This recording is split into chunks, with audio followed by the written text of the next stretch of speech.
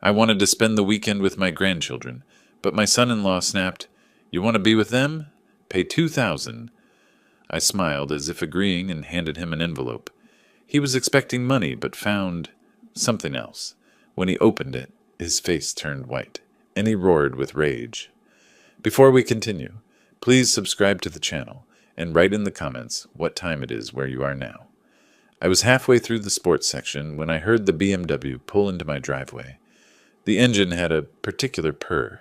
Expensive, maintained, bought with money that should have gone elsewhere. I set down my coffee and waited. Neil didn't knock. The front door opened, and he walked in like he owned the place. Maybe he thought he did. "Carl, hey, good to catch you home on a Saturday." His smile was wide, practiced.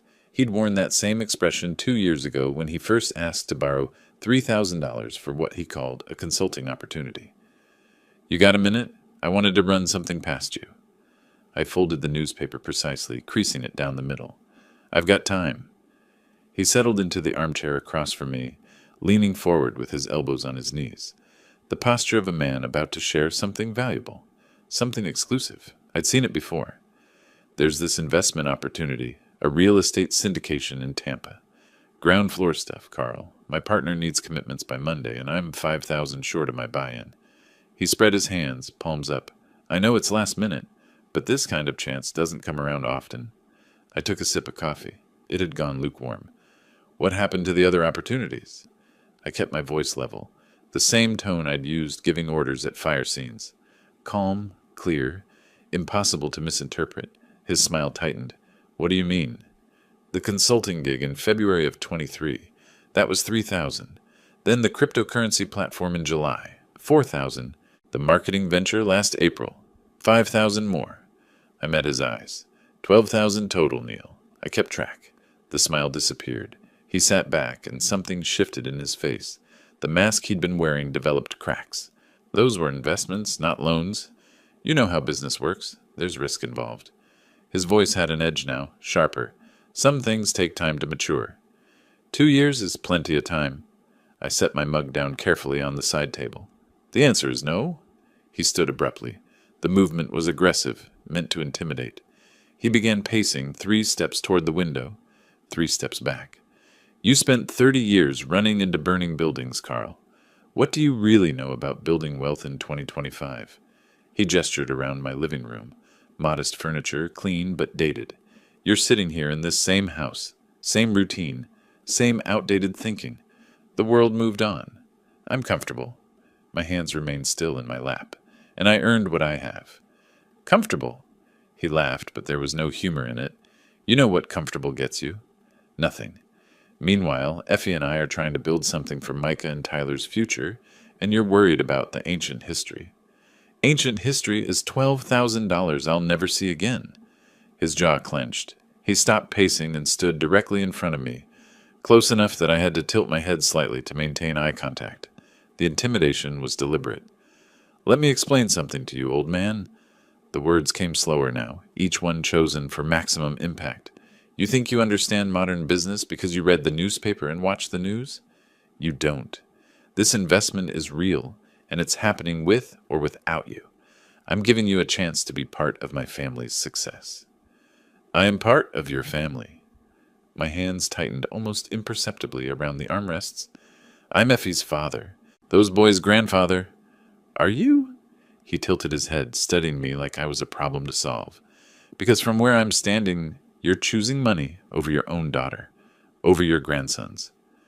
The threat hung in the air between us, not quite spoken, but perfectly clear. "The answer is still no." I said it quietly, but firmly, the same way I'd told a rookie firefighter not to enter an unstable structure. "I'm done enabling this pattern." His expression went cold. The pretense of friendliness, of family connection, evaporated completely. "Your choice." He straightened, adjusted his jacket. "But don't be surprised if you stop hearing from Effie and forget about seeing Micah and Tyler. That's your decision right there. You're choosing it." He walked to the door, paused with his hand on the knob. "Think about what you're giving up over $5,000. Think real hard." Then he was gone. The door closed behind him, not slammed, but firmly enough to make a point. Through the window, I watched him get into his BMW, back out of the driveway with barely a glance at the rearview mirror. I sat in the sudden silence. My coffee mug was still where I'd left it, newspaper folded beside it. Everything looked exactly the same as it had 15 minutes ago, but something had fundamentally changed. I stood slowly and walked to the mantel where Effie's last Christmas photo sat in a silver frame. Micah and Tyler grinned at the camera, gap-toothed and happy. Effie stood between them, one hand on each boy's shoulder. Neil was positioned slightly apart, his smile not quite reaching his eyes, even then. I'd paid off their mortgage, $73,000 over 3 years, every payment on time, because Effie said they were struggling and she was scared they'd lose the house. I'd watched my savings account shrink month by month and told myself it was worth it. Family was worth it. The $12,000 in loans had come after that, after he already knew I'd give. I picked up my phone, stared at Effie's contact information. My thumb hovered over the call button, but I already knew what would happen if I called. Neil would be standing there, listening, or he'd have already told her what to say, how to handle me. I set the phone down. Outside, the neighborhood was Saturday morning quiet. Somewhere a lawnmower started up. Normal life continuing. I returned to my chair and sat down. The newspaper remained folded. The coffee was cold. I didn't move for a long time, just sat there feeling something crystallize inside me. Not anger, not quite. Something colder and more focused. Recognition, understanding, clarity about what happened next. By evening, I'd tried calling Effie 5 times. The first call went straight to voicemail, her voice cheerful, recorded months ago, asking me to leave a message. The second rang 4 times before the voicemail kicked in. The third, I let it ring until the system disconnected me. On the 4th attempt, she answered, "Dad, I can't." Her voice was barely above a whisper. "Effie, what's going on?" I kept my tone gentle but urgent. "Talk to me. I have to go." The line went dead. I stared at my phone screen. The call had lasted 6 seconds. The 5th call went to voicemail again. This time I left a message. "Effie, it's your father. I need to know you and the boys are okay. Call me when you can." She didn't call back. I spent Saturday evening sitting at my kitchen table, phone within reach, waiting. The wait stretched into night. I made dinner, grilled chicken, rice, and ate without tasting it. The phone stayed silent. By Sunday morning, I'd made my decision. The drive to Maple Ridge Drive took 15 minutes, though I'd driven it 100 times and could make it with my eyes closed. This morning, every traffic light seemed longer. Every turn felt deliberate. I wasn't rushing to a fire. I was walking into one. Their house looked the same as always. Red brick, white trim, landscaping I'd helped Neil install 2 summers ago. My truck looked out of place in the driveway next to his BMW, working-class vehicle beside something sleek and expensive. I walked to the front door and knocked, waited. Through the side-light window, I could see movement inside, shadows crossing the hallway. Neil opened the door. He didn't step aside. "Carl!" His voice was flat, neutral. "This isn't a good time. The boys have activities scheduled." Behind him, I could see into the living room. Micah and Tyler were building something with blocks on the floor, their voices carrying that particular excitement children have when they're deep in play. Effie moved through the background, from kitchen to dining room, carrying plates. I'd like to see them. I kept my hands at my sides, non-threatening, just for a few minutes. Like I said, not a good time. He adjusted his stance, filling the doorframe more completely. His arms crossed his chest. "They're busy. We've got a schedule to keep." 5 minutes. No. We stood there, 2 men separated by a threshold. Through the doorway, Micah's voice rose in triumph. "Tyler, look, the tower's taller than me." The sound of my voice must have carried because suddenly both boys looked toward the door. "Grandpa!" Micah dropped his blocks and ran. Tyler followed, their feet pounding on the hardwood floor. They hit Neil from behind, trying to squeeze past his legs. Tyler managed to duck under his father's arm, launching himself at me with complete trust that I'd catch him, which I did, kneeling down fast enough to wrap him in a hug. "Grandpa, we made a fort yesterday and Mom let us sleep in it." Tyler's words tumbled out in a rush. "And I lost another tooth, see?" He pulled back his lip to show me the gap. Micah was still trying to get past Neil, who had grabbed his shoulder. "Boys!" Neil's voice cut through their excitement like a blade. Inside. Now. But Grandpa just got here. Micah started. I said now. Neil's hand tightened on Micah's shoulder, turning him bodily back toward the living room.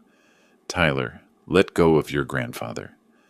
Tyler's arms loosened around my neck. I could feel his confusion, the way children sense adult tension without understanding it. It's okay, buddy. I ruffled his hair and stood, giving him a gentle push toward his father. You go on. Both boys retreated, looking back over their shoulders. Their excitement had transformed into uncertainty, into something that looked uncomfortably like fear. Effie appeared in the hallway behind Neil. Our eyes met. She looked thinner than I remembered. Her shoulders curved inward. She opened her mouth, closed it, then mouthed something I couldn't quite catch. Sorry, maybe. Or help. Neil waited until the boys were out of earshot before he spoke again. Here's how this works, Carl. He leaned against the doorframe, casual now, confident. If you want time with Micah and Tyler, the rate is $2,000 per weekend. That's my time you're taking as their father. That's the disruption to our family schedule. Consider it a consultation fee. The words landed with calculated precision, not asked, stated. 2,000, I repeated it, making sure I'd heard correctly. Per weekend, cash. He smiled slightly. You want to be grandfather of the year? That's the price. Otherwise, we're too busy. Schedule's packed. You understand? I looked past him at Effie. She'd pressed herself against the hallway wall, her arms wrapped around her torso. When I caught her eye, she gave a slight shake of her head. Not defiance. Resignation. I see. The words came out flat, emotionless. I didn't trust myself to say more. Good talk. Neil pushed off the doorframe, his hand already on the door. Let me know what you decide. The door closed. I heard the deadbolt slide into place. I stood there for a moment, looking at that closed door, at the brass numbers spelling out the address, at the doormat that said, Welcome home. Then I walked back to my truck, got in, and sat with my hands on the steering wheel. Through the front window, I could see the boys had returned to their blocks. Tyler looked toward the door once. Then Neil said something, and he turned away. The drive home was different from the drive there. Shorter, somehow. Clearer. I pulled into my garage, went inside, and walked directly to the safe in my bedroom closet. 3 turns right, 2 left, 1 right. The heavy door swung open with a metallic sigh. Inside were the important documents. Birth certificates, my service records, insurance policies, and underneath everything else, a thick folder labeled Maple Ridge Property. I carried it to the kitchen table and opened it. The mortgage documents were all there, organized chronologically. Every payment I'd made, check copies paper-clipped to the monthly statements, $73,000. The final payoff letter was dated 18 months ago. I pulled out a fresh notebook from the drawer and opened it to the first page. At the top, I wrote, Neil Morrison, account. Then I began listing in careful handwriting every transaction. February 2023, $3,000, consulting opportunity. July 2023, $4,000, cryptocurrency platform. April 2024, $5,000, marketing venture. Below that, I added Maple Ridge mortgage payments, January 2022 through June 2023. Total, $73,000. My pen paused above the paper. Then I wrote one more line. March 2025, $2,000 weekend demanded for grandchildren access. I set down the pen and looked at what I'd written. The numbers told a clear story. Pattern of exploitation. Systematic extraction. Now, extortion. The property deed lay beside my notebook, 73 pages of legal text describing ownership, rights, and obligations. I'd read it once when I started making payments, but hadn't looked at it since. I pulled it closer and began reading again. This time, I read every word. The notary's seal caught my eye, embossed into the bottom of the deed, March 15th, 2022. 3 years ago. My finger traced the indentation, and suddenly I was back at that kitchen table on a different evening, the phone pressed to my ear. Effie's voice had cracked with each word. Dad, we're going to lose the house. I'd pulled the phone away slightly, her sobbing that raw. Behind her I could hear Tyler crying. He would have been 4 then, old enough to sense his mother's panic. The bank sent the final notice. $68,000. We have 30 days, and I don't know what to do. She'd taken a shaky breath. The boys, where will we go? I'd been standing in almost the same spot I sat now, looking out at the darkening yard, and my retirement account statement had been on the counter. $72,000, accumulated over 30 years of service, nearly everything I had. How much do you need? My voice had been steady then, the same way it stayed steady when I told a rookie the building was coming down and we had to move now. All of it. The full payoff. I know it's everything you saved, but I'll take care of it. The silence on her end had lasted several seconds. Then, Dad, are you sure? That's your retirement. You're my daughter. Those boys are my grandsons, I'm sure. I'd gone to the bank the next morning. The branch manager, a woman named Patricia, who'd handled my accounts for 15 years, had looked at the withdrawal slip and then at me. Mr. Cruz, this is nearly your entire savings. Are you certain about this? I am. She'd processed the transaction without further questions, though her expression had said everything. The check had felt heavier than it should, all those zeros on one piece of paper. The notary's office had been in a strip mall off Dale Mabry, between a nail salon and a tax preparation service. Mr. Hendricks was an older man, methodical, wearing reading glasses on a chain. He'd spread the mortgage payoff documents across his desk, then looked at me directly. Mr. Cruz, you have options for how to structure this transaction. His pen had tapped each stack of papers.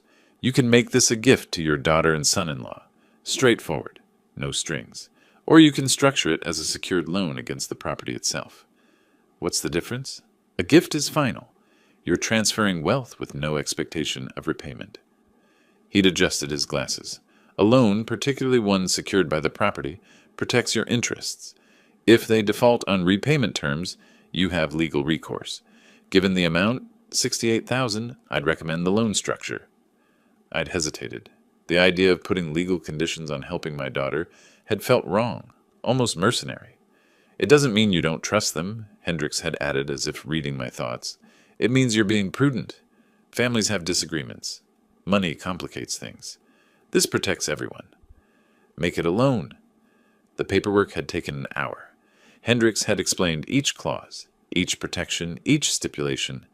I'd signed where he indicated, watching my signature appear over and over, acknowledging the debt, securing my interest, establishing repayment terms, terms that were never met.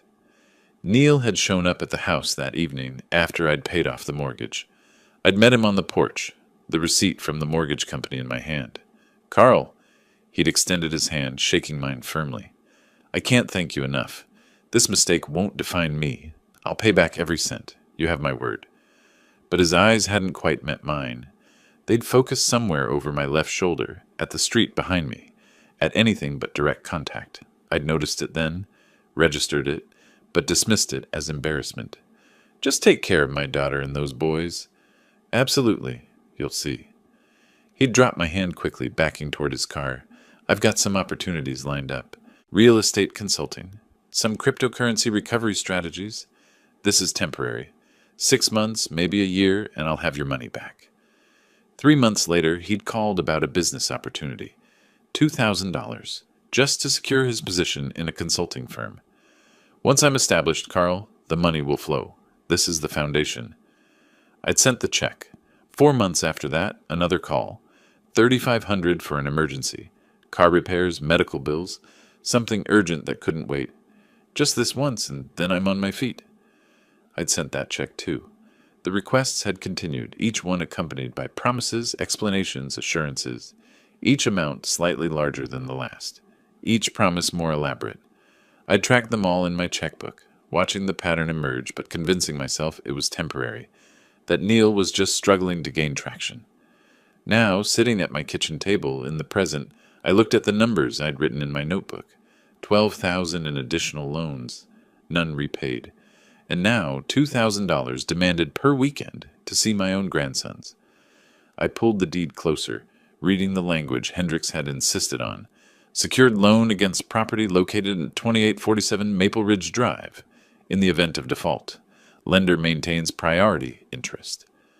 I hadn't been saving their home. I'd been funding Neil's next gamble, and the next, and the one after that. The documents were still in my name. The loan secured. The notary had been right to structure it this way, even if I hadn't fully understood why at the time. I gathered the papers together, straightening them into a neat stack. The mortgage deed on top, the payment records beneath, my notebook with its careful accounting at the bottom. $73,000, plus $12,000, $85,000 total. I'd given them a home thinking it would build a future. Now those same documents could reclaim it. The kitchen had grown dark while I'd been lost in memory. I reached for the light switch, then stopped. The darkness felt appropriate, clarifying. I'd protected my family, fed his addiction to risk. The difference was becoming clear. My phone sat on the table beside the papers. I picked it up, pulled up my browser, typed Property Law Attorney Tampa. Several names appeared. I scrolled through them, reading credentials, areas of practice, client reviews. Then I set the phone down without calling. This required planning, not impulse. Strategy, not reaction. I'd spent 30 years responding to emergencies. This wasn't one. This was something that needed to be done right. The papers could wait another day, maybe a week. But they wouldn't wait forever. 3 weeks gave me time to think and to plan. I spent the days maintaining my routines. Coffee at 6, newspaper by 7, lunch at noon. But the property documents stayed on my kitchen table, moved aside for meals, and then returned. I researched property law in Florida, reading statute after statute on my laptop, took notes in the margins of my notebook, learned terms I'd never needed before, subordinate interest, foreclosure timelines, notice requirements. The calendar showed April approaching. On the 12th, I marked April 19th and 20th with a red pen. Lake Tarpon, bass fishing. I'd taken Micah and Tyler out there every spring since Micah turned 6. They loved it. The early mornings, the excitement when a line went tight, the competition over who caught the bigger fish. I went out to the garage and found my tackle box on the high shelf, opened it, checking the contents. Hooks needed replacing. The monofilament line was probably brittle. I made a list. New line, split shot weights, a few plastic worms in chartreuse. The fishing rods leaned in the corner, still rigged from last year. I ran my hand along one, imagining Tyler's small fingers gripping it, his face concentrating as he learned to cast. Wednesday evening came. I waited until 7:30, late enough that Neil would be at one of his business meetings, a pattern I'd observed over the years. He was always gone Wednesday evenings, returning around 10 or 11. I dialed Effie's number. She answered on the third ring. "Hello?" Her voice was quiet, almost a whisper. "Effie, it's Dad." I kept my tone light, conversational. "I was thinking about taking the boys to Lake Tarpon next weekend. The weather's supposed to be perfect for bass." Silence. Then, "Oh, Dad, A pause like she was listening for something. "Let me ask Neil. He handles the boys' schedule now." Handles. Not, "we decide together," or "I'll check the calendar." Handles. "Since when do you need permission to let your father see his grandsons?"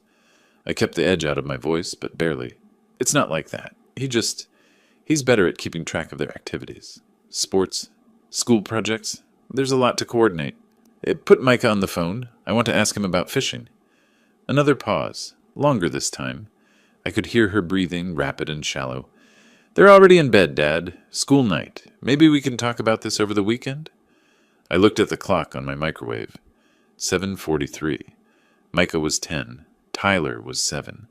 Neither of them had gone to bed before 8:30 since they were toddlers. "It's not even 8 o'clock, Effie." "They were tired. Early day tomorrow. I'll call you Saturday, okay? We'll figure something out."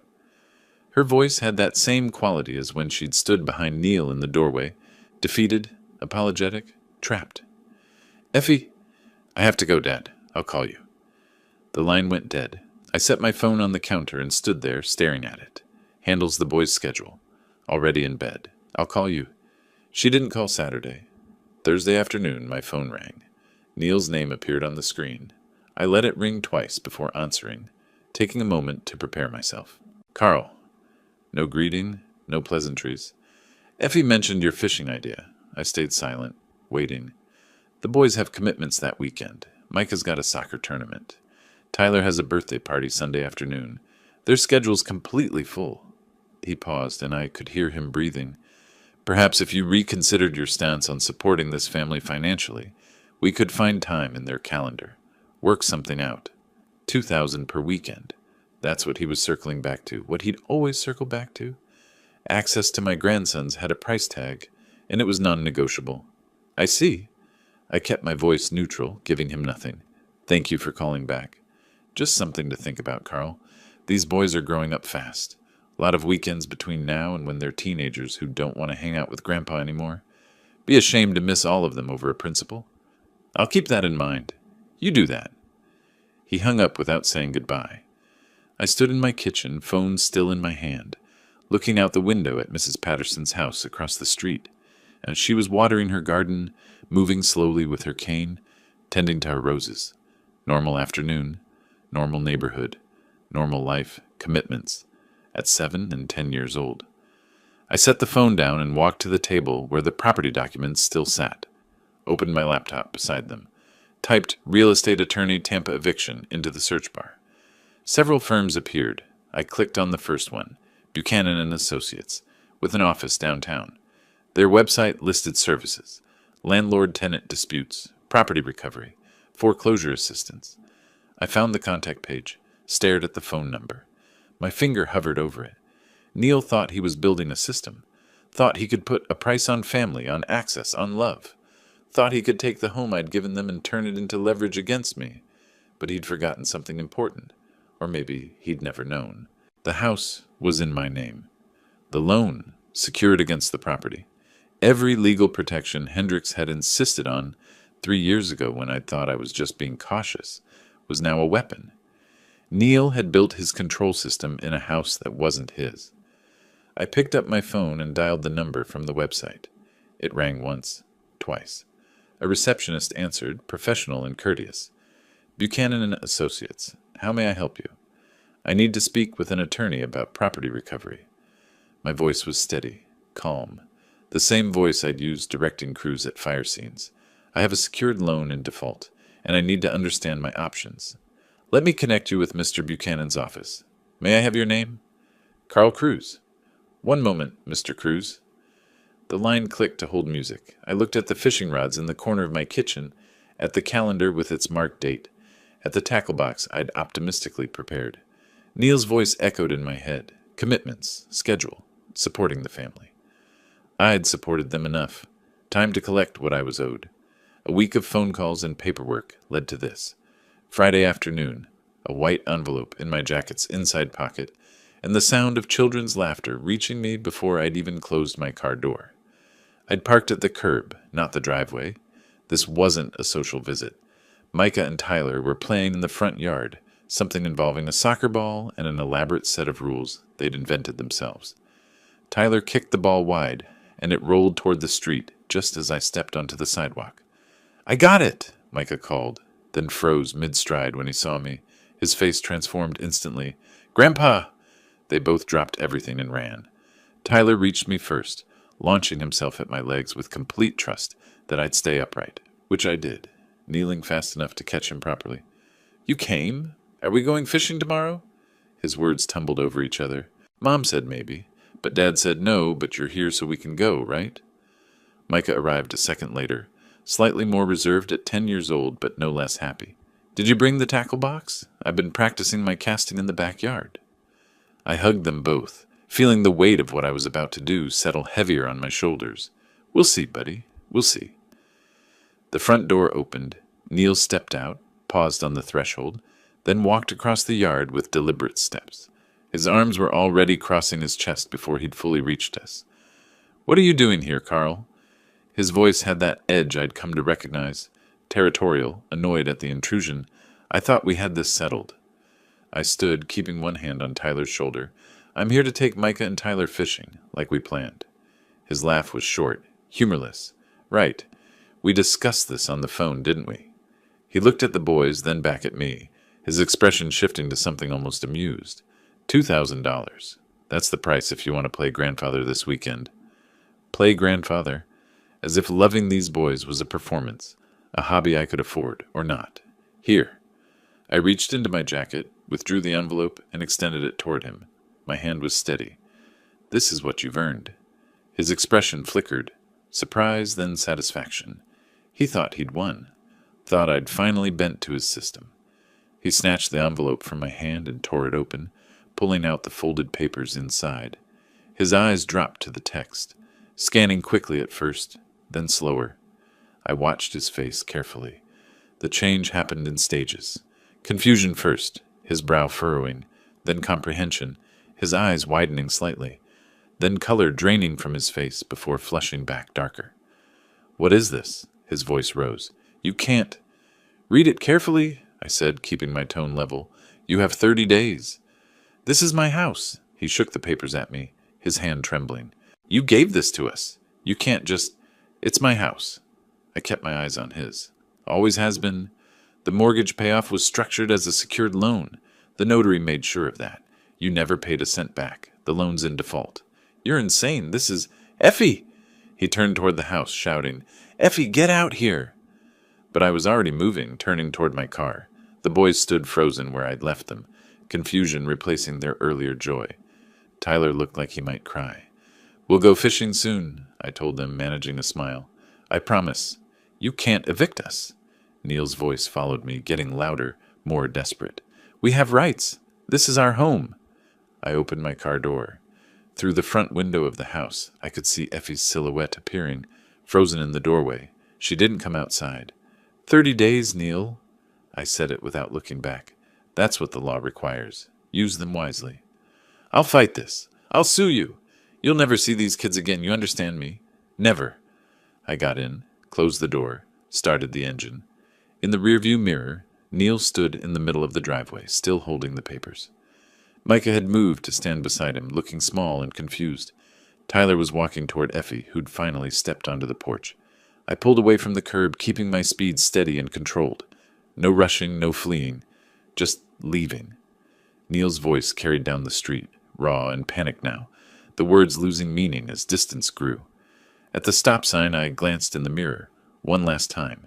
He was on his phone already, pacing the driveway, the white papers crumpled in his fist, already calling someone, an attorney probably, maybe a friend, someone he thought could fix this. Good. Let him try. I turned the corner and they disappeared from view. My hands were still steady on the wheel, but my chest felt tight. The boys' faces, their confusion, their disappointment, stayed with me. 4 weeks. The eviction notice gave them 4 weeks to vacate. In 4 weeks, this would either be over or it would escalate into something uglier. I drove home through late afternoon traffic, the sun casting long shadows across the road. The envelope was gone, delivered. The first move was made. Now I waited to see how Neil would respond. The answer came sooner than I expected. The envelope from Superior Court of Hillsborough County arrived on Tuesday morning, 6 days after I'd handed Neil the eviction notice. The return address told me everything before I even opened it. I carried it inside, set it on the kitchen table, and made coffee first. Whatever was inside could wait 5 minutes. When I finally tore it open, the legal language was dense, but the meaning was clear. Neil Morrison, Viesers Carl Cruz. Counter lawsuit claiming the house had been a gift, not a loan. Demanding the eviction be dismissed with prejudice. A gift. $68,000, and he was calling it a gift. I read through it twice, marking the false statements with a red pen. Plaintiff provided funds with no expectation of repayment. Defendant made no demands for payment over 3 years.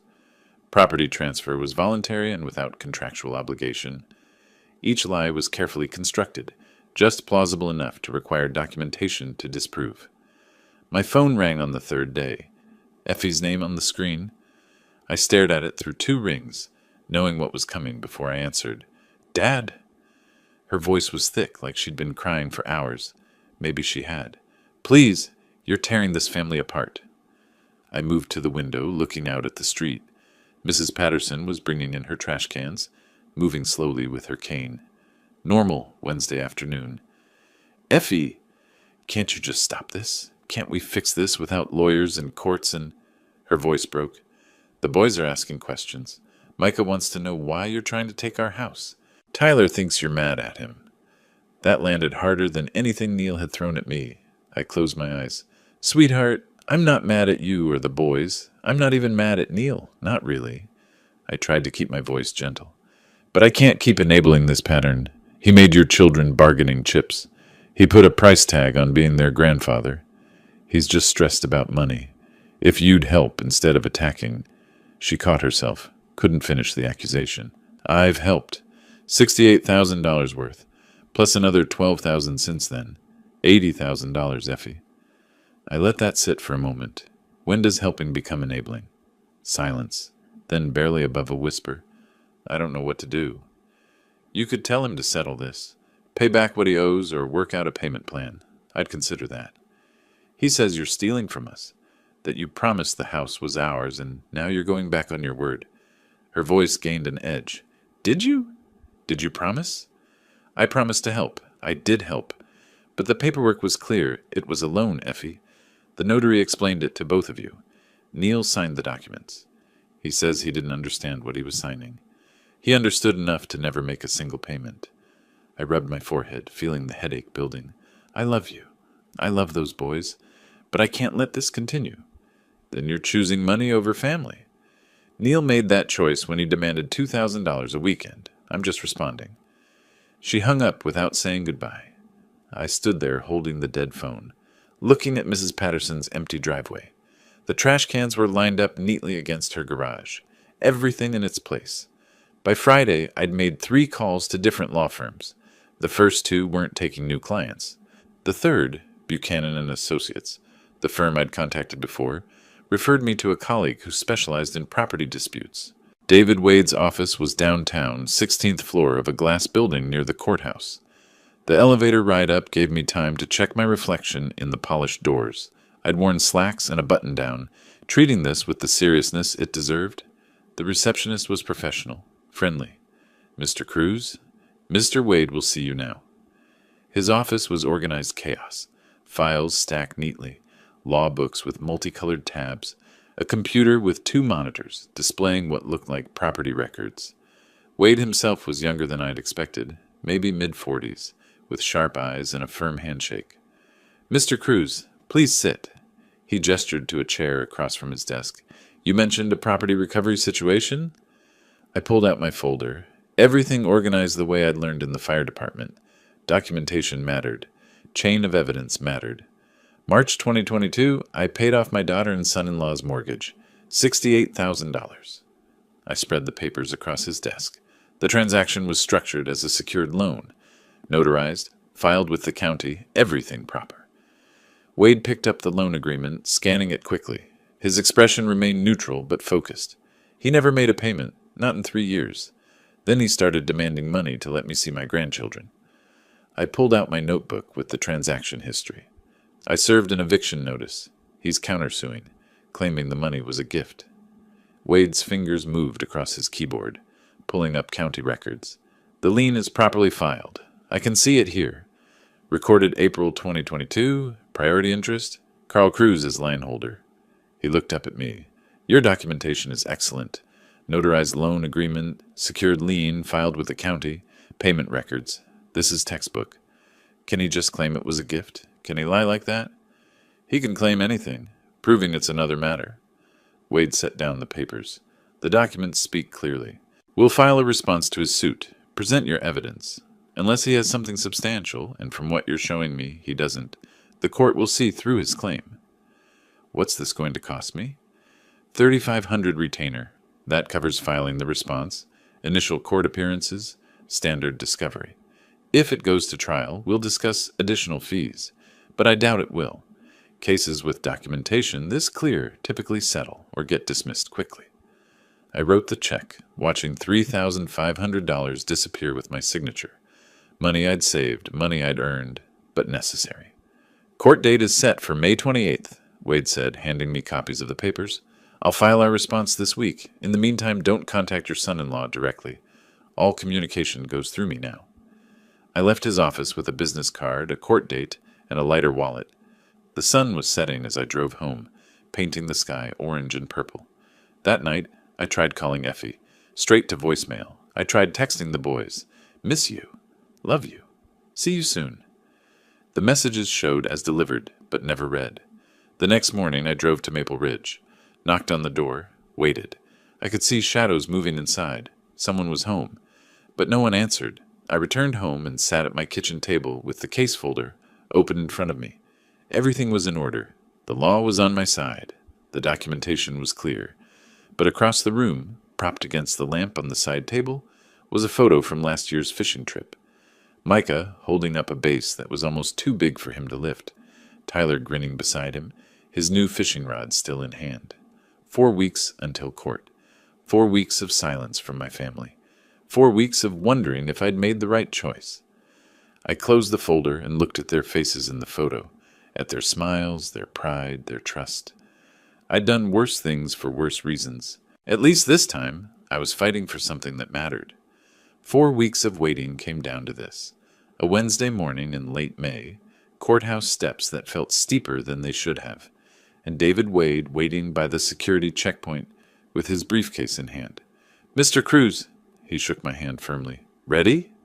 I'd worn my best suit, navy blue, white shirt, burgundy tie, the same outfit I'd worn to retirement ceremonies and funerals, occasions that mattered, as ready as I'll be.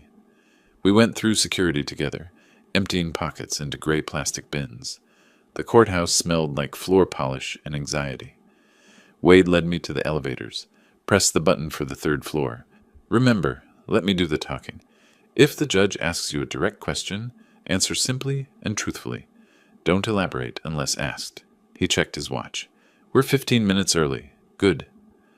The hallway outside courtroom 3B was lined with wooden benches, half filled with people waiting for their cases. Lawyers in suits, defendants in street clothes, a few children playing quietly while their parents talked in hushed voices. Neil arrived 10 minutes later with a man I didn't recognize, shorter, older, carrying a battered briefcase. His attorney, presumably. They stayed at the far end of the hallway.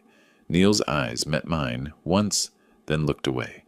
When the bailiff called our case, we filed in silently. The courtroom was smaller than I'd expected, maybe 30 feet square, with the judge's bench elevated at the front, 2 tables for counsel and a few rows of gallery seating. The judge entered, a woman in her 50s, gray hair pulled back, reading glasses on a chain. She settled into her chair and opened the file. "Morrison versus Cruz, property recovery matter." She looked up. "Counsels, state your appearances." "David Wade for plaintiff Carl Cruz, Your Honor." "Robert Mackey for defendants Neil and Effie Morrison, Your Honor." "Mr. Wade, this is your action. Proceed." Wade stood, organized his documents with practiced efficiency. "Your Honor, the evidence is unambiguous. In March 2022, Mr. Cruz provided $68,000 to satisfy the mortgage on property located at 2847 Maple Ridge Drive. This transaction was structured as a secured loan, properly documented and notarized. He placed copies of the loan agreement on the judge's bench, then handed one to Mackey. The loan agreement clearly states repayment terms. Mr. Cruz filed a lien with Hillsborough County in April 2022, establishing his priority interest in the property. You'll find the county recording number on page 2. The judge examined the documents, flipping through pages methodically. In the 3 years since this loan was made, defendants have made 0 payments. Not a single dollar toward principal or interest. Mr. Cruz served proper notice to vacate in April of this year. The defendants responded with a countersuit claiming the funds were a gift. "Mr. Mackey?" The judge looked at Neil's attorney. "Your response?" Mackey stood, shuffling papers. "Your Honor, this was a family matter. Mr. Cruz was helping his daughter and her family during a difficult time. The understanding between them was, do you have any documentation showing this was a gift rather than a secured loan?" The judge's tone was neutral but pointed. "Not in writing, Your Honor, but the family understanding and the relationship between—" "Counselor, I asked about documentation." Mackey's jaw tightened. "No, Your Honor. But we believe Mr. Cruz's intent at the time. His intent is clearly stated in the loan agreement he signed and notarized." She tapped the papers in front of her, along with the defendant's signatures acknowledging the debt. I watched Neil's face across the room. His initial confidence had drained away, replaced by something closer to panic. "Your Honor, if I may," Mackey tried again, "this action will result in Mr. Cruz's daughter and grandchildren being displaced. Mr. Mackey, we're here to determine the validity of the eviction notice, not to adjudicate family dynamics." She removed her reading glasses. "The documentation is clear and proper. The loan agreement is valid. The lien is properly filed. The defendants have not made payments. The eviction notice is therefore valid. She looked directly at Neil and his attorney. Defendants have until June 30th to vacate the property at 2847 Maple Ridge Drive. That gives you 5 weeks to make arrangements. Case dismissed. The gavel came down. Final. We stood as the judge exited. Wade gathered his papers, organized everything back into his briefcase. Across the room, Mackie was speaking to Neil in urgent, hushed tones. Neil's face had gone red, his hands clenched into fists. "Let's go," Wade said quietly. In the hallway, he stopped and turned to face me. "Congratulations, Mr. Cruz. Clean victory." But I felt no victory, just a hollow sort of relief that the right thing had been recognized as right. "What about my grandsons?" The question came out before I had fully formed it. "I still can't see them, can't call them. This doesn't fix that." Wade considered. "That's outside my area of practice, but there are legal remedies. Grandparent visitation rights. You'd need a family law attorney." "Can you recommend someone?" "Margaret Stone. She's in the building across the street. Specializes in family law. Handled several grandparent rights cases." He pulled out his phone, scrolled through contacts. "I can call her office if you'd like." "Please." 20 minutes later, I was sitting in Margaret Stone's office on the 12th floor of a building that overlooked the courthouse. Her office was warmly decorated. Family photos on the walls, plants on the windowsill, comfortable chairs that didn't feel like you were being interrogated. She was maybe 55, with gray streaking through dark hair, wearing a pantsuit and practical shoes. Her handshake was firm without being aggressive. "Mr. Wade filled me in briefly, but I'd like to hear it from you. Start from the beginning." I told her everything. The mortgage payoff, Neil's pattern of loans, the blocked access to Micah and Tyler, the $2,000 per weekend demand. She took notes on a yellow legal pad, occasionally asking clarifying questions. Florida statute 752-11 provides for grandparent visitation when it serves the child's best interest. She set down her pen. "Your situation, systematic blocking of contact, unreasonable financial conditions, fits the criteria. We can file a petition for court-ordered visitation." "Will this make things worse with my daughter?" "Possibly." Stone didn't sugarcoat it. "You're already in conflict. This adds another legal front, but it also protects your relationship with the boys. Without court intervention, Neil controls all access. This removes that power from him." "What's the timeline?" "I'll file the petition this week. They'll be served within days. Hearing typically scheduled within 4 to 6 weeks. The court takes these cases seriously, especially when there's evidence of parental alienation." "How much?" $2,800 retainer. That covers filing, initial hearing, and standard preparation. I wrote the check. Another piece of my savings gone. Another legal battle joined, but necessary. "One thing, Mr. Cruz." Stone looked at me seriously. "This might be the push your daughter needs.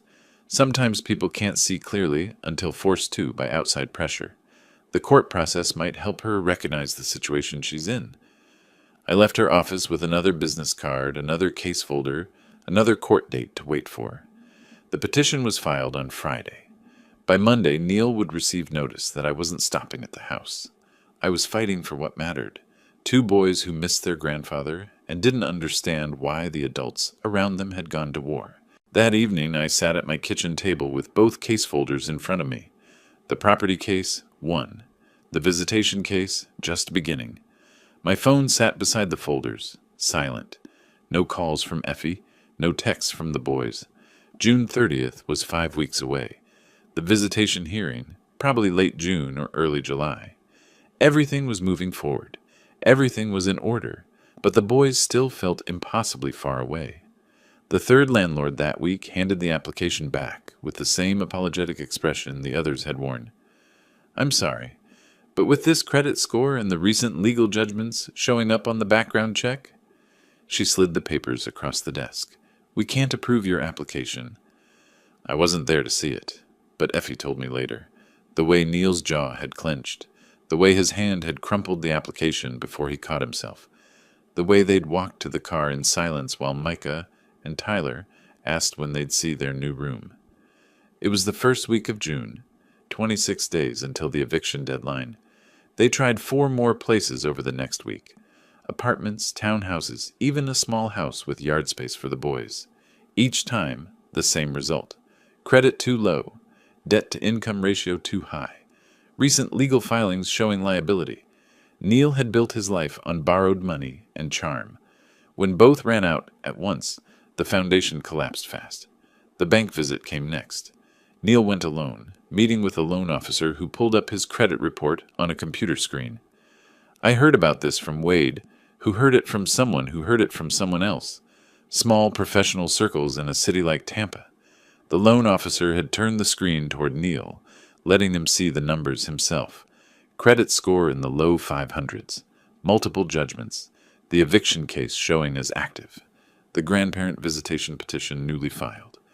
Mr. Morrison, your debt-to-income ratio is concerning, and these recent legal filings show significant ongoing liability. We can't extend credit under these circumstances. Neil had left without the loan, without options, without control. That's when Wade and I filed the debt collection lawsuit. He owes you $12,000 in unpaid loans, Wade had said during our consultation, plus 3 years of interest. We can file for recovery. Will it help anything? It puts more pressure on him, makes his financial situation even more precarious, and legally, you're entitled to repayment. I'd signed the papers, written another check for filing fees. The lawsuit was served 2 days later. Effie told me Neil had exploded when he opened that envelope, had thrown the papers across the living room, paced like a caged animal, his voice rising with each circuit. Your father is destroying this family. Over money. Over a house he gave us. She'd tried to defend me, weakly. Dad did pay for the house. He did loan you the money. Whose side are you on? Neil had spun on her, pointing. After everything I've done for this family, you're going to defend him. She'd backed down, apologized, retreated. But something had shifted. She'd seen him without the mask, without the charm, without any control at all. Just panic and blame and no solutions. The breaking point came from an unexpected source. Effie was on the phone with her cousin, trying to explain the situation without fully explaining it, when Micah wandered into the kitchen. Mom, why can't we see Grandpa anymore? The question was innocent, direct, asked without understanding the complexity of adult conflict, without knowing about lawsuits and evictions and money. It's complicated, honey, adult stuff. But he always takes us fishing this time of year. Tyler really wants to go. Did we do something wrong? Effie's face had crumpled. She'd ended the call with her cousin, rushed to the bathroom, and locked the door. 2 hours later, my phone rang. Effie's name on the screen. I'd stared at it for a full ring, processing. She hadn't called me in months, hadn't responded to my calls or texts. And now, her name appearing, I answered on the third ring. Effie? Dad? Her voice broke immediately. It's me. Everything's falling apart. I don't know what to do. I moved to the living room window, looking out at the street. A normal Tuesday afternoon. Mailman delivering packages. Neighbor washing his car. Sweetheart, tell me what's happening. I'm here. We can't find a place to live. No one will rent to us. Neil's credit is... I didn't know how bad things were. She was crying openly now. And the boys keep asking about you. Micah wanted to know if they did something wrong, if that's why you don't visit anymore. Each word landed like a physical blow. You know that's not true. You know I've been trying. I know you have. She took a shaky breath. He's not handling any of this well. He blames you for everything, but I can see he doesn't have any answers. No plan, no money, nothing. You and the boys can stay with me. I said it carefully, offering without pushing. You know that, right? My door is always open. Silence. Then, I can't. I can't do that to him. Effie, I just needed to hear your voice, Dad. I needed someone who... She trailed off, couldn't finish. I'm not going anywhere. When you're ready, I'm here. I have to go. Neil's coming back. The panic returned to her voice. Don't tell him I called. Please. I won't. I love you, sweetheart. I love you too. The line went dead. I sat with the phone in my hand, staring at the blank screen. She'd called. After all these weeks of silence, of blocked calls and ignored texts, she'd reached out. Not because I'd demanded it. Not because a court had ordered it. because she'd needed her father. The wall Neil had built around her was showing cracks. Small ones. Hairline fractures in concrete that looked solid, but wasn't. How long before those cracks spread? How long before the whole structure came down? June 30th was 2 weeks away. The visitation hearing was scheduled for July 8th. Stone had called that morning with the date. Neil was running out of time, out of options, out of places to hide from the consequences of his choices. And Effie was starting to see it, starting to question, starting to crack. I set the phone down and looked at the calendar on my kitchen wall. Red circle around June 30th, another around July 8th. Checkpoints in a long battle. Victories that felt hollow because the real prize, time with Micah and Tyler, remained just out of reach. But Effie had called. That meant something. It had to mean something. The family court felt different from where we'd fought over the house. Smaller, somehow more personal. When Effie passed me in the courthouse hallway, she wouldn't meet my eyes. Neil walked 3 steps ahead of her, rigid and silent. Margaret Stone was already at the plaintiff's table when I entered the courtroom, files organized in neat stacks. She looked up, nodded once. "Ready?" she asked quietly. I wasn't sure, but I nodded anyway. The judge entered, a man this time, maybe 60, with salt and pepper hair and reading glasses perched on his nose. He settled into his chair and opened the file. Cruz versus Morrison, petition for grandparent visitation. Miss Stone, you may proceed. Stone stood, smoothing her jacket. Your Honor, Carl Cruz seeks only what Florida statute 72011 grants every grandparent the right to maintain a meaningful relationship with his grandchildren. The evidence will show systematic and unjustified interference by the children's father. She presented my notebook first, holding it up for the judge to see. Page after page of dates, times, attempted phone calls that went unanswered, visits to the house that were refused. April 20th, phone call declined. April 27th, denied entry at the door. May 4th, text messages ignored. Stone's finger traced down the entries, a pattern spanning months of deliberate exclusion. Then she called her first witness, Mrs. Patterson, my neighbor. I hadn't known Stone had contacted her. Mrs. Patterson walked to the stand slowly, using her cane, and was sworn in. Under Stone's questioning, she described what she'd seen from across the street. I watched Carl try to visit several times. He'd knock, and Neil would come to the door but not let him in. Sometimes the boys were right there, asking to see their grandpa. She paused, shook her head. Neil would send them back inside. Carl never made a scene, just left quietly each time. Neil's jaw clenched from where he sat. His attorney, a different one this time, slightly more competent looking, took notes, but said nothing. Thank you, Mrs. Patterson. Stone helped her down from the stand. Your Honor, I'd like to call Effie Morrison. I watched Effie's face go pale. She looked at Neil, who stared straight ahead, refusing to acknowledge her. The bailiff repeated the name. Effie Morrison to the stand. She walked forward like someone approaching an execution. The oath was administered, and she sat down, hands folded tightly in her lap. Stone approached gently, her voice softer than it had been with the other witness. Mrs. Morrison, how long has your father known your sons? Since they were born. Effie's voice was barely audible. Has he been involved in their lives? Yes. He used to see them every week, sometimes more. In all those years, in all that time with Micah and Tyler, did your father ever give you reason to fear for their safety? Effie's eyes found mine for just a second, then dropped. No, never. Has he ever been violent with them? Angry? Inappropriate in any way?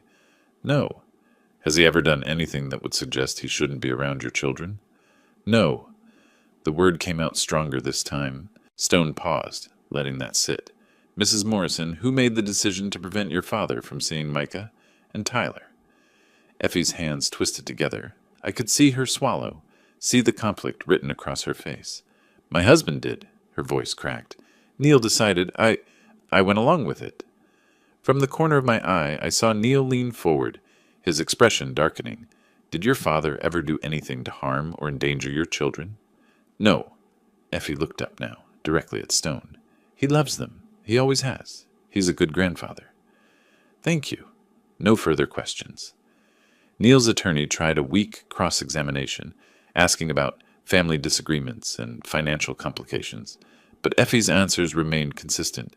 The facts were the facts. I'd done nothing to deserve being cut off from my grandsons. The judge removed his glasses, cleaned them slowly. The evidence is clear.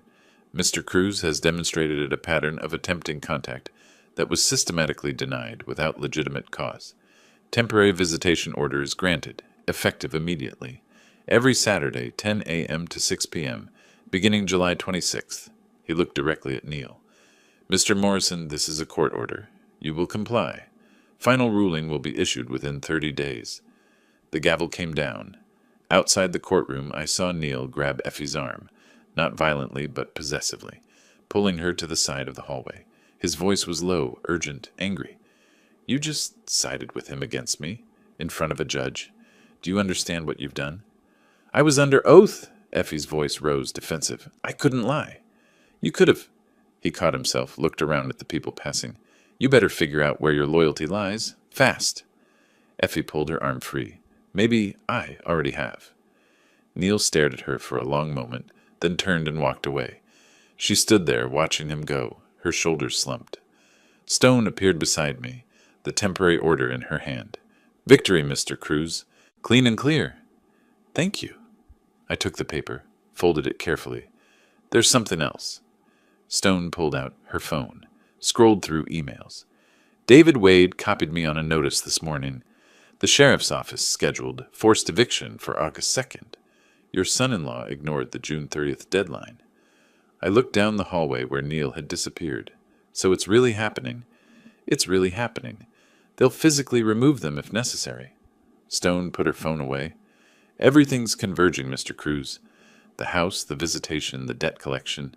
Neil's running out of places to hide. I thought about Effie, standing alone in the hallway, watching her husband abandon her after she told the truth. What about my daughter? That's her choice to make. Stone's voice was kind but realistic. You can offer support, but she has to decide when she's had enough. I drove home with the temporary order on my passenger seat. July 26th was circled on the calendar in my kitchen. 10 days away. 10 days until I'd see Micah and Tyler again, until we'd go fishing like we used to, until things could start to feel normal. But August 2nd was circled too, the day the sheriff would enforce what Neil had refused to accept, the day consequences became physical, real, unavoidable. Everything was coming to a head. Neil's control was crumbling. Effie's alliance with him was fracturing, and I had my grandsons back, at least for Saturdays. At least for now, it would have to be enough. 10 days felt like 10 years, but finally July 26th arrived. They were waiting on the curb when I pulled up, Micah with his backpack already on, Tyler bouncing on his toes with excitement. Neil stood in the doorway of their apartment, arms crossed, saying nothing. Effie gave a small wave, apologetic and tentative. Grandpa? Tyler reached my car first, yanking the door open. You brought the good tackle box. Wouldn't dream of bringing anything else. I helped him with his seatbelt while Micah climbed in the other side. Ready for some bass fishing? Can we go to the same spot as last time? The one with the dock? That's exactly where we're headed, buddy. I waved to Effie before pulling away. In the rearview mirror, I saw Neil turn and go inside without acknowledging us. Effie stood alone for a moment, watching us drive off. Lake Tarpon looked exactly as I remembered, water reflecting the morning sky, the old dock extending out over water that held promise of fish below. I helped the boys with their rods, showing them how to tie the hooks, how to thread the plastic worms onto the line just right. Hold it steady, I told Tyler as his line went taut. Feel that? That's a bouse testing the bait. Wait for the second tug, then set the hook. The rod bent dramatically. Tyler's eyes went wide. Now! He yanked back, and the fish was on. I guided his hands, helping him reel, letting him do the work, but keeping him steady. When the base broke the surface, Tyler's whoop of joy echoed across the water. Grandpa, look, is this the biggest one today? That's a beauty, Micah, but Tyler's got some competition now. We fished until noon, then broke for sandwiches I'd packed in the cooler. The boys sat on either side of me on the dock, legs dangling over the edge, talking about school and friends and a science project Micah was excited about. We're learning about firefighters and social studies, Tyler said through a mouthful of sandwich. I told my teacher my grandpa was a fire captain. Did you tell them about the time we saw the fireboat at the harbor? Not yet. Can we go see it again soon? Absolutely. Next Saturday if you want. Because there would be next Saturday, and the one after that, and the one after that. On August 2nd, I wasn't at Maple Ridge Drive, but Wade called me that afternoon. Sheriff's Department executed the eviction this morning. Your son-in-law and daughter were given 2 hours to remove essential belongings. The rest was placed in storage. He paused. They moved to an apartment in Seminole Heights. Small place, from what I understand. How did Neil take it? About as well as you'd expect. But there was nothing he could do. Deputies supervised the entire process. A week later, the debt collection case settled. Neil's attorney proposed a payment plan, $400 per month for 30 months. Wade had recommended I reject it, push for a lump sum, but I'd told him to accept. Why? He'd asked. Because Effie asked me to. She'd called the day before, asking if there was any way to make the payments manageable. She's trying to rebuild. I'm not going to make that harder than it needs to be. The call from Effie came on a Tuesday evening in mid-August. I was reading the newspaper, the same routine I'd had for years, when my phone rang. Dad? Her voice was different, vulnerable but clearer somehow. I need to say something. You were right. About everything. I was too scared to see it. I set down the paper. Sweetheart, what matters is what you do now, you and the boys. That's what I care about. I'm thinking about leaving him. The words came out in a rush, like she'd been holding them back. I don't know how yet. Don't know where I'd go or how I'd manage, but I can't keep living like this. I can't let the boys grow up thinking this is what family looks like. Whatever you decide, you'll have a place here. You and Micah and Tyler. Always. She was quiet for a moment. He blames you for everything. The house, the money, me testifying in court. He can't see that he did this to himself. Do you see it? I do now. I should have seen it years ago. I'm sorry, Dad. I'm so sorry. You were trying to hold your family together. That's what you're supposed to do. You just needed time to realize you were holding on to something that was already broken. We talked for another 20 minutes. She wasn't ready to leave yet, but she was planning, thinking, growing stronger.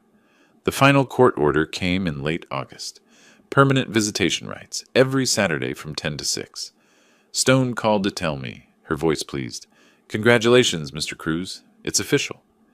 That Saturday, I picked up the boys from the apartment again. Neil wasn't there this time. Effie said he'd taken a shift doing delivery work, something he'd found through an app on his phone. The man who'd once demanded $2,000 per weekend was now driving packages around Tampa for $20 an hour. At the lake, Tyler caught a bass bigger than his last one. Micah matched it an hour later. We took pictures with my phone, the boys holding up their catches with proud grins. As the afternoon stretched toward evening, Tyler reeled in his line and turned to me. Grandpa, we're going to do this every Saturday now, right? Forever? I looked at both of them, Micah coiling his line carefully, Tyler waiting for my answer with complete trust in his eyes. Every Saturday, buddy, rain or shine, that's a promise. Even when we're teenagers? Especially when you're teenagers, though you might not want to hang out with an old man by then. Yes, we will. Tyler's response was immediate, emphatic. This is the best part of the week. We fished until the sun touched the horizon, turning the lake golden. The cooler held 4 bass, enough for me to teach them how to clean fish next time, if Effie was okay with it. On the drive home, both boys fell asleep in the back seat, exhausted and happy. In my rearview mirror, I could see Tyler's fishing cap tilted over his eyes, Micah's head resting against the window. This right here was what every lawsuit, every sleepless night, every difficult choice had been for. Not revenge, not even justice, really. Just this. 2 boys who knew their grandfather would always be there, who understood that promises could be kept, that love didn't have conditions or price tags, that family meant showing up. I'd lost most of my retirement savings, spent thousands on attorneys, fought battles in courtrooms, and suffered months of silence from my daughter. But watching those boys sleep, peaceful and secure, I knew I'd won the only thing that mattered. Neil had his consequences, lost home, lost money, lost control. Effie was finding her strength, learning she had choices. The legal system, slow as it was, had worked the way it was supposed to. And me? I had my Saturdays. I had 2 grandsons who ran to my car with backpacks ready. I had a tackle box full of lures and a lake full of fish and a calendar full of promises I intended to keep. That was justice. Real justice. Everything else was just paperwork. If you liked this story, please like this video, subscribe to the channel, and share your impressions of this story in the comments. To listen to the next story, click on the box on the left. Thank you for watching,